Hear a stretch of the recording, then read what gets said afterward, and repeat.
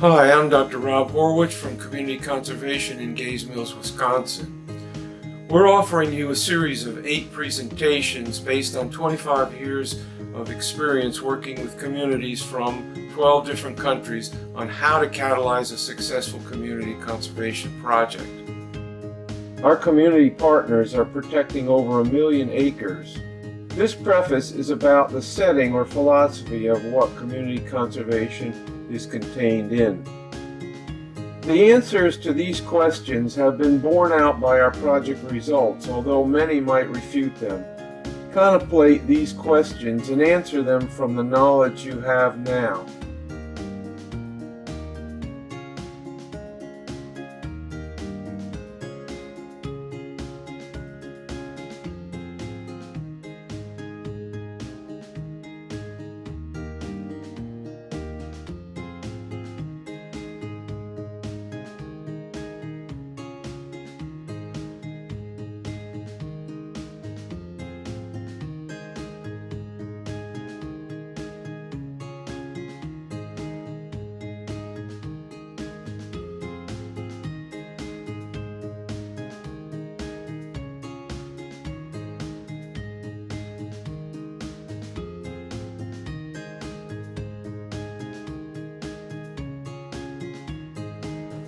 Community conservation projects and catalyzing communities to participate at the highest level with the intention of a community group eventually owning and taking responsibility for the conservation project is a very powerful tool for stopping environmental degradation and the loss of biodiversity.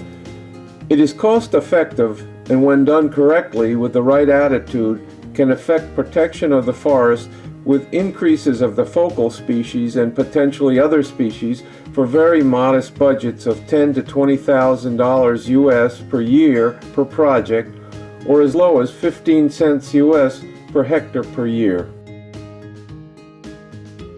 This quote that I first saw elsewhere comes from The Reflective Practitioner by Donald A. Schoen. Although written in 1983, it has a great deal of relevance to the interactions between researchers and practitioners of community conservation.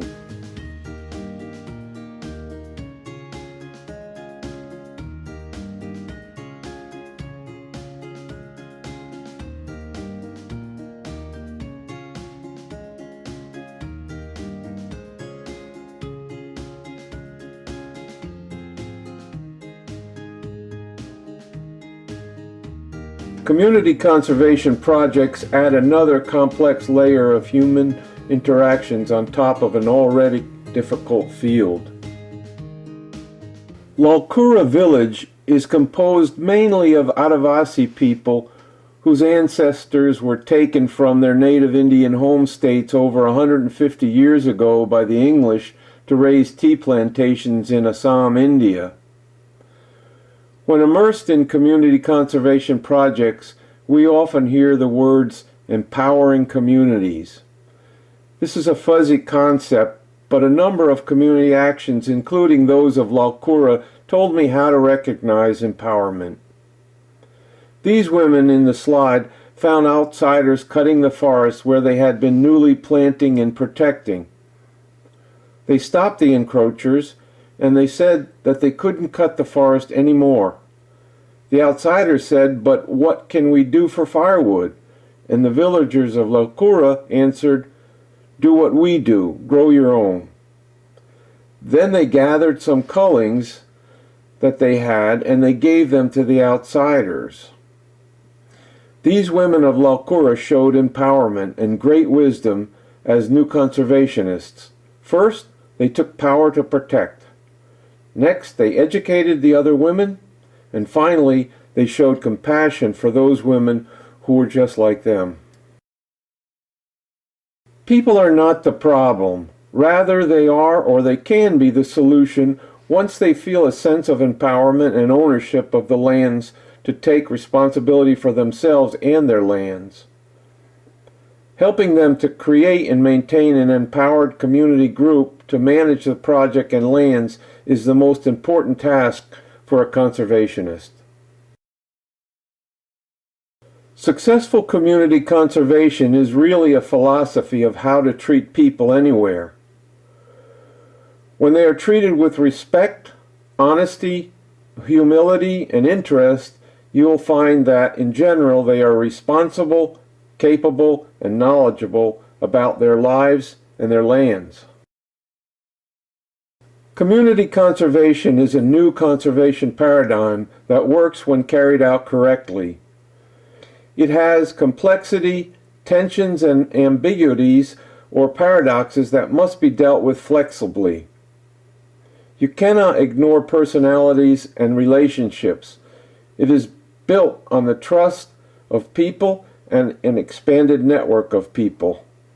Being a catalyst to others is one of the most powerful tools we have. All of us are catalysts in one way or another to other people.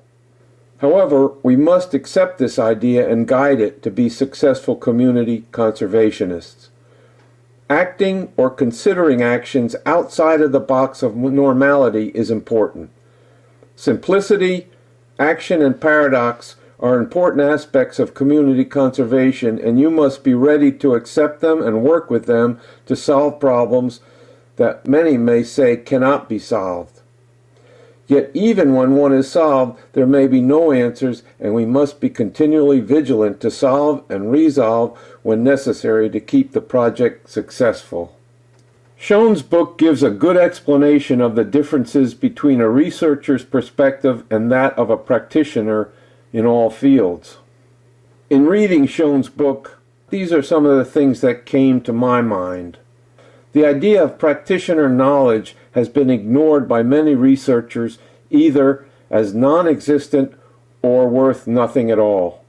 Schoen's book gives a good explanation of the differences between a researcher's perspective and that of a practitioner in all fields.